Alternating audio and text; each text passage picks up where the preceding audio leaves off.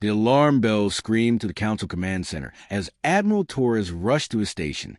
Red warning lights bathed everything in an eerie glow while officers scrambled at their posts. Something terrible was happening in the outer systems. "What's the situation?" Torres demanded, sliding into his command chair. Lieutenant Hayes looked up from her console, face pale. "Sir, we're getting reports from Kepler 442. The Zephyrian colony is under attack." The main screen flickered to life, showing shaky footage from an escape pod's emergency recorder. Torres felt his blood run cold. Massive Chronari warships hung in space like metal vultures, their dark hulls bristling with weapons. Below them, the peaceful world of New Haven was burning. The Chronari were monsters, plain and simple. Where other species conquered for resources or territory, the Chronari did it for fun. They enjoyed the hunt, the fear, the complete domination of weaker beings. Their empire had grown fat on the suffering of dozens of civilizations. "How many Council ships do we have in range?" Torres asked, though he already dreaded the answer. "Admiral Blake's task force is the closest," Hayes replied. 47 vessels, mostly light cruisers and frigates. Torres winced. Against a full Chronari conquest fleet, that might as well be throwing pebbles at a battleship. But they had to try. The Council existed to protect the innocent, even when the odds looked impossible. The next few hours brought nothing but bad news. Blake's fleet engaged the Chronari at the system's edge and got absolutely mauled. The enemy's heavy dreadnoughts tore through Council shields like paper. Blake managed to get most of his people out, but not before losing a third of his force. The escape pod recordings kept coming in, each one worse than the last. Zephyrian cities burning. Families separated as they fled into the wilderness. Children crying for parents who would never come home. The Chronari weren't just conquering the planet. They were hunting the survivors for sport. "There has to be something we can do," Hayes whispered, staring at the tactical display. "Some kind of plan, some way to help them." Torres studied the numbers. Every Council fleet was either too far away or too small to make a difference. The Chronari had chosen their target perfectly, isolated, lightly defended, and far from any major military presence. By the time reinforcement arrived, there wouldn't be anyone left to save. That's when the final transmission came through. The voice belonged to Veltar, the Zephyrian colony leader. His words were broken, desperate, carrying the weight of a dying world. To anyone listening out there, Veltar's voice crackled through static. "We are the last free settlement on New Haven. The monsters are at our gates. Our children hide in caves while these creatures hunt them like animals. They're not killing us quickly. They're enjoying this." The transmission wavered, punctuated by distant explosions. "If there's any mercy left in this galaxy, if there are still those who protect the innocent, please help us. We have nothing to offer except our gratitude. We are simple farmers and artists. We never harmed anyone. But we are dying, and soon our voices will be silenced forever." Silence filled the command center. Torres looked around at his officers, seeing his own helplessness reflected in their faces. For all their advanced technology and noble ideals, they were about to watch an entire civilization get wiped out. "Open a galaxy-wide emergency channel," Torres ordered, his voice heavy with defeat. "Sir," Hayes looked confused. "You heard me. Open all frequencies, maximum broadcast power." Torres stood slowly, feeling everyone is 60 years. When the channel opened, he spoke words no Council admiral had ever been forced to say. "This is Admiral Torres of the Galactic Council Defense Force. We are issuing an emergency plea for assistance. The Zephyrian colony in the Kepler 442 system is under attack by overwhelming Chronari forces. Council peacekeepers cannot reach them in time." His voice cracked slightly. "We formally request aid from any capable force willing to assist civilian populations under siege. We cannot offer payment or territory. We can only offer our eternal gratitude to those brave enough to help the helpless." The message echoed across the galaxy, reaching 1,000 worlds and 10,000 listening posts. Most who heard felt the same helpless rage as Torres. The galaxy's strongest military force had just admitted they couldn't protect innocent people from monsters. But in the deep void between stars, ancient monitoring stations picked up the signal. Stations that officially didn't exist, operated by people the galaxy believed long dead. In hidden bunkers carved from asteroids, humans who had spent centuries learning to survive in the galaxy's deadliest places heard the call. Captain Mitchell, commander of Outpost Omega-7, turned to his team with a predator's smile. Boys and girls, looks like it's time to remind the galaxy why Earth's children don't stay dead. Sergeant Roberts checked his weapons charge. Orders, sir. Mitchell's eyes glittered with something that would have terrified the Chronari if they'd seen it. Prep the fleet. We've got monsters to hunt. The Chronari patrol ship Bloodfong was cruising through the asteroid belt when it simply stopped existing. Commander Gractus stared at his tactical display in confusion. One moment, the destroyer had been there on his screen with its crew of 1,200 warriors. The next moment, nothing, not even debris floating in space. Run a full sensor sweep, he growled to his bridge crew. Find me that ship. His tactical officer, a scarred veteran of dozens of conquests, worked frantically at his console. Sir, I'm getting nothing. No energy signatures, no wreckage, no emergency beacons. It's like they were never there. Gractus felt a chill run down his spine. In 30 years of warfare, he'd never seen anything like this. Ships didn't just vanish into thin air. There was always something left behind. A debris field, radiation signatures, some trace of what had happened. Within 6 hours, 2 more patrols went silent.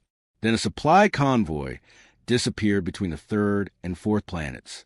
The Chronari fleet, which had been celebrating their easy conquest just days before, now found themselves jumping at shadows. Captain Cole watched the massive Chronari battlecruiser through a targeting scope. The enemy ship was a monster, over 2 miles long and bristling with enough weapons to level a city. Its hull was painted with the crimson markings of elite warriors, each symbol representing a world they'd conquered. But size didn't matter when your enemy couldn't see you coming. Cole's ship, the Wraith, hung motionless in the debris field of a destroyed Zephyrian transport. Her stealth systems made them invisible to sensors, just another piece of floating metal among thousands. The Chronari crew had no idea death was watching them. Boarding charges set, whispered Corporal Davis through the comm system. Team Alpha is ready to breach their hull. Team Bravo in position at their engine section, added Lieutenant Foster. We can take out their main power in 30 seconds. Cole smiled coldly. The Chronari expected enemies to fight like honorable warriors. Ship against ship, strength against strength. They had no idea how to handle predators who hunted from the shadows. Remember the mission, she told her teams. We're not here to destroy them. We're here to make them afraid. Fear spreads faster than any weapon. The human assault began with surgical precision. Tiny explosive charges blew holes in the Chronari hull at carefully chosen points. Areas the ship's sensors couldn't monitor, spots where their massive frames couldn't fit to investigate. The boarding teams moved through those holes like deadly ghosts. Their adaptive armor shifted colors to match the ship's corridors, making them nearly invisible. Where Chronari warriors expected frontal attacks, they found empty passages. Where they turned to investigate strange sounds, humans emerged from ventilation shafts and maintenance tunnels they never knew existed. The Chronari were built for overwhelming weaker opponents through brute force. They stood 9 feet tall, with muscles like steel cables and natural armor that could stop most weapons. But their size worked against them in their own ships. They couldn't squeeze into the tight spaces where humans moved freely. Foster's team reached the bridge in less than 2 minutes.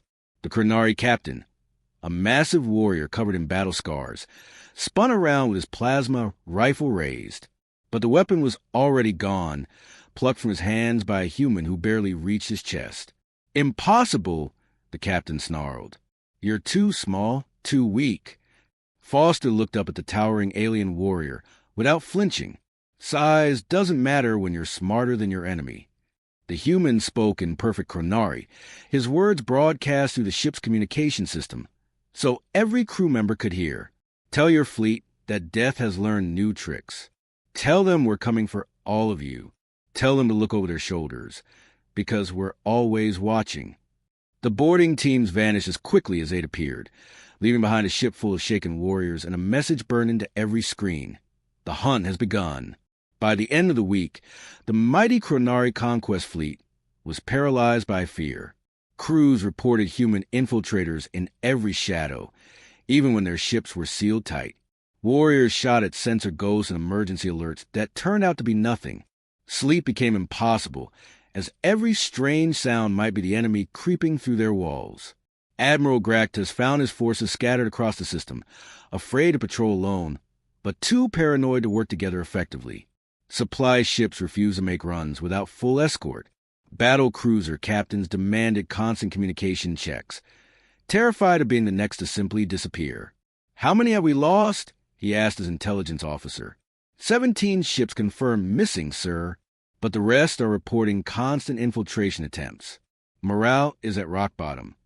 Gracchus stared at the tactical display, showing his once proud fleet huddled together like frightened children. Somehow, an enemy he'd never even seen had turned his apex predators into prey. The hunters had become the hunted, and they had no idea how to fight back against shadows that struck without warning and vanished without trace. In the darkness between stars, human ships moved to new positions, ready for the next phase of their invisible war. Major Parker stared at the holographic display floating above his command table. Red dots marked Chronari positions throughout the star system, dozens of massive warships that should have been impossible to defeat. But Parker wasn't planning to fight them head-on. Humans had learned better ways to win wars. "Supply line status?" he asked Captain Morgan, who commanded the stealth wing. "Completely severed," she reported with satisfaction. "Every cargo ship, every fuel depot, every ammunition convoy between here and their home territory has been hit. The Chronari fleet is now running on emergency rations and whatever supplies they brought with them." Parker nodded. This was how humans had learned to fight during their centuries in exile. When you're outnumbered and outgunned, you don't charge at the enemy's strongest point. You cut off their food, their fuel, their ammunition. You make them weak before you ever face them in battle. Colonel Anderson, his face marked with old scars from the Europa campaign, gestured to another section of the display. Psychological warfare teams report increasing desertion rates among Chronari crews. Turns out these apex predators don't handle being prey very well. The beauty of human strategy was its simplicity. While other species focus on building bigger ships and stronger weapons, humans had discovered something more powerful: the knowledge that wars were won in minds before they were ever fought on battlefields. On New Haven's surface, Sergeant Shaw led her rescue team through terrain that would challenge mountain goats. The Chronari had sensors that could detect movement from miles away, but they were designed to spot large groups moving in open areas. They never expected their prey to use the planet itself as camouflage. Shaw's team moved in single file along a narrow ridge barely wide enough for their boots. Below them, Chronari search parties thundered past on their repulsor sleds, never imagining that the people they hunted were literally looking down at them from the cliffs above. "Evac Point Bravo is secure," Shaw whispered into her comm unit. 57 Zephyrian civilians ready for extraction. The rescued Zephyrians huddled in hidden caves carved from living rock, still trying to understand how these strange humans moved through hostile territory like they were born to it. The Zephyrians were peaceful farmers and artists who had never seen real warfare.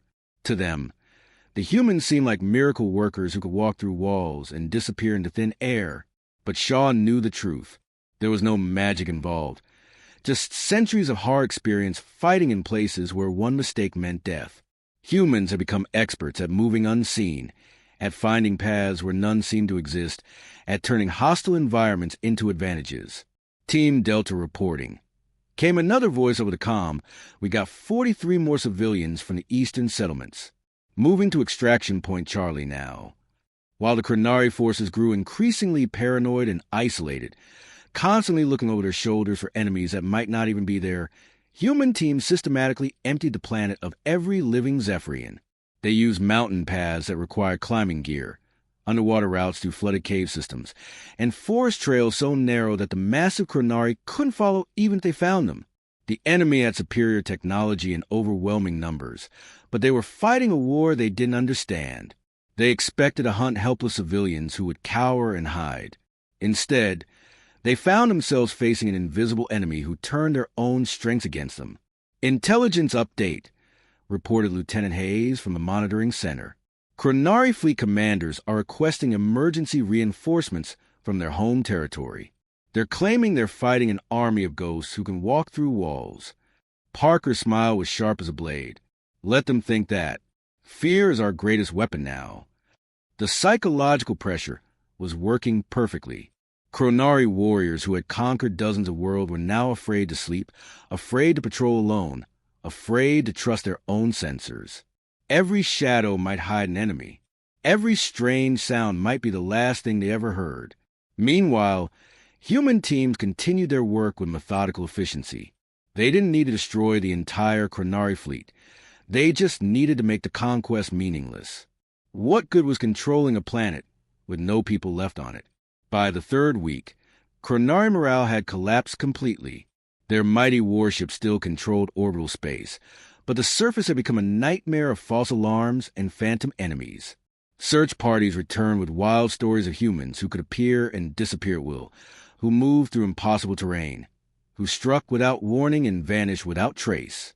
"Sir," Hayes reported, "we're intercepting communications between Chronari commanders. They're arguing about whether to continue the occupation or withdraw to safer territory." Parker studied the tactical display one more time. Red, instead had once represented an unstoppable invasion force, now looked more like confused, frightened animals huddled together for protection.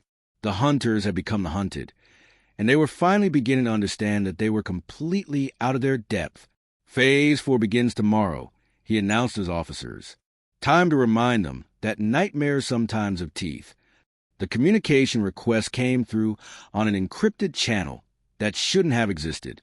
Admiral Torres stared at the incoming signal with trembling hands, knowing he was about to speak with a mysterious force that had turned the tide of battle. Part of him wondered if he really wanted to meet Earth's children face to face. The hologram that appeared was almost disappointingly ordinary. Colonel Thompson looked like any human from the old records. Medium height, brown hair, wearing simple military clothing. But his eyes told a different story. They held depths that spoke of things Torres couldn't begin to imagine. "Admiral," Thompson's voice was respectfully neutral, carrying no emotion. "You call for help." "We answered." "Who are you, really?" Torres found himself asking. "The galaxy believed humanity died out centuries ago. Your home world went dark. We sent investigation teams, but they found nothing but empty cities and silent streets." Thompson's expression didn't change, but something flickered in those ancient eyes. "Earth died, yes, but humans don't die easily, Admiral. We adapt. We evolve. We become what circumstances force us to become." Behind Thompson, the tactical display showed the current situation in the Kepler system. Chronari forces were in full retreat, their supply lines shattered, their morale completely broken. It was a masterpiece of strategic destruction, achieved with minimal actual bloodshed. But Torres was beginning to understand that the victory had come at a cost he couldn't see. The Zephyrian civilians? Torres asked, almost afraid to hear the answer. "Safe. All of them. We extracted them to secure locations while the Chronari were busy chasing shadows. They'll be returned once we finish cleaning up this mess." Thompson paused, studying Torres through the holographic connection. "Admiral, your counsel has grown soft over the centuries. You've forgotten that peace isn't the natural state of the universe. It's something that has to be maintained by those willing to do violence on behalf of those who cannot." Captain Williams appeared beside Thompson, and Torres felt his breath catch. Her face bore ritual scars that spoke of battles in places where sunlight never reached. Her eyes held the same terrible depth as Thompson's, but with something else, a kind of predatory patience that reminded Torres of hunting cats waiting in tall grass. "We become specialists, Admiral," Williams said, her voice carrying a slight accent from Earth's old territories. "We hunt the things that hunt others. We've made ourselves into the nightmares that keep other nightmares awake. It's what the galaxy needed us to become, whether it knew it or not." Torres felt a chill run down his spine. "What did you have to sacrifice to become this? What did it cost you?" Thompson was quiet for a long moment, And in that silence, Torres glimpsed the true price of humanity's transformation. We gave up our place in the light, Admiral. We gave up homes, families, the simple pleasures of civilized life. We became the thing that lives in the spaces between worlds, watching for threats that others will never see coming. The hologram flickered slightly as Thompson continued. When Earth died, we had a choice. We could have settled on some peaceful world and try to rebuild what we lost. Many of us wanted to, but we realized the galaxy needed something else. Guardians who could do the things that civilized beings couldn't do, who could make the hard choices that others wouldn't make. William stepped forward, her scarred hands clasped behind her back. We split into cells, scattered across the galaxy's dark places. We learned to survive in environments that would kill other species. We studied every form of warfare, every type of enemy, every possible threat. We became the thing that hunts monsters. But at what cost? Torres pressed, though he was beginning to understand the answer. We lost our innocence, Thompson replied simply. We lost the ability to see the universe as anything other than a hunting ground. We lost the luxury of believing that good intentions and noble words can protect the innocent. We became something that civilized beings would fear if they truly understood what we are. The tactical display shifted, showing human ships moving to the void like deadly ghosts.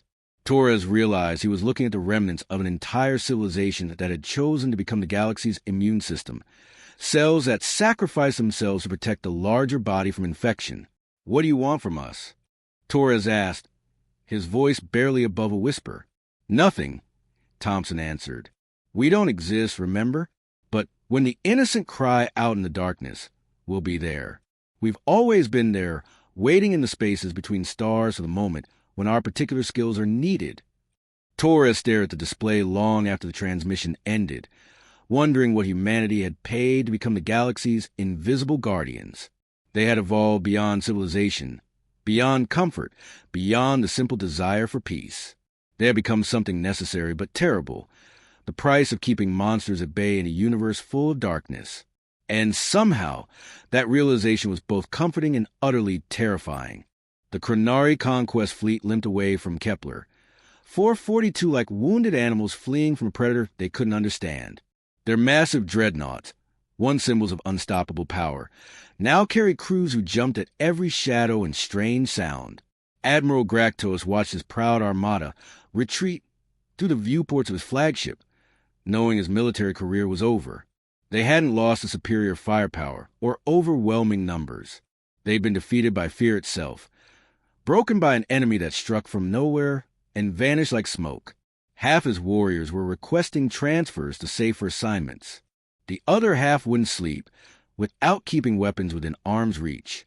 Back in council space, Admiral Torres stood before the assembled representatives of 1,000 worlds. The great chamber buzzed with confused voices as delegates tried to understand how the galaxy's most feared military force had been sent running by an enemy that officially didn't exist. The human forces refused all contact after completing their mission. Torres explained to the gathering, their ship simply disappeared from our sensors the moment they chose to leave. We have no way to track them, no way to communicate with them, no way to thank them properly for what they did. The main display showed New Haven in all its restored glory. Green forests covered the continents where cities had burned just weeks before. Zephyrian colonists were already returning to rebuild their homes, their children playing in fields where Chronari hunters had stalked them like prey. Council member Velnara, speaking for the rescued Zephyrians, rose from her seat with obvious emotion coloring her voice. These humans saved our entire civilization without asking for payment, territory, or even recognition. They appeared when we needed them most and vanished the moment their job was done. Why would anyone do such a thing?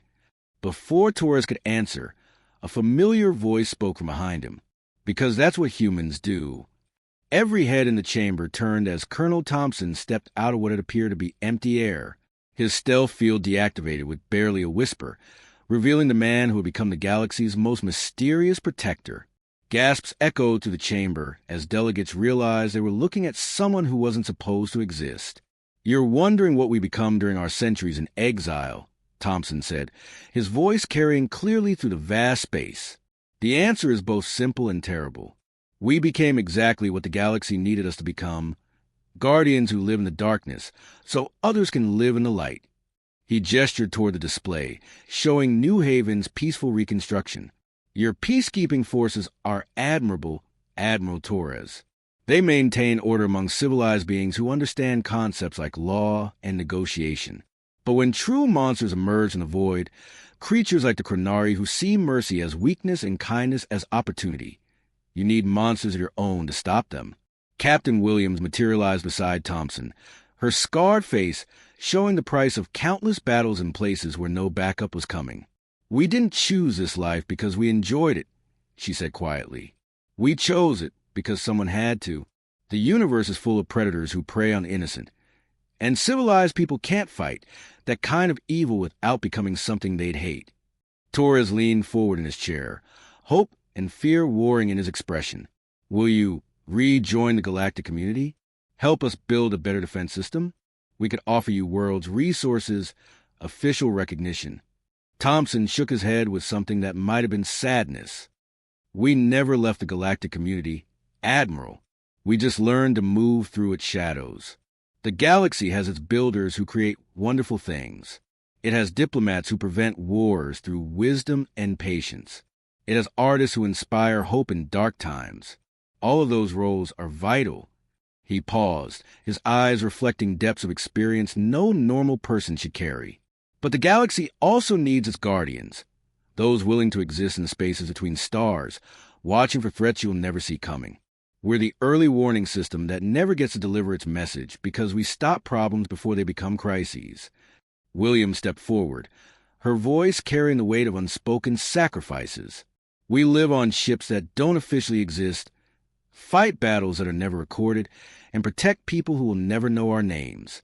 We've given up everything that makes life comfortable so that millions of others can sleep safely in their beds. As Thompson activated his stealth field again, his final words echoed through the chamber with quiet certainty. Sleep well tonight, knowing that when darkness rises from the depths of space, humanity stands ready in the void. We are the watchers who never rest. We are the guardians who ask for nothing and give everything. We are the answer to prayers you didn't even know you were saying.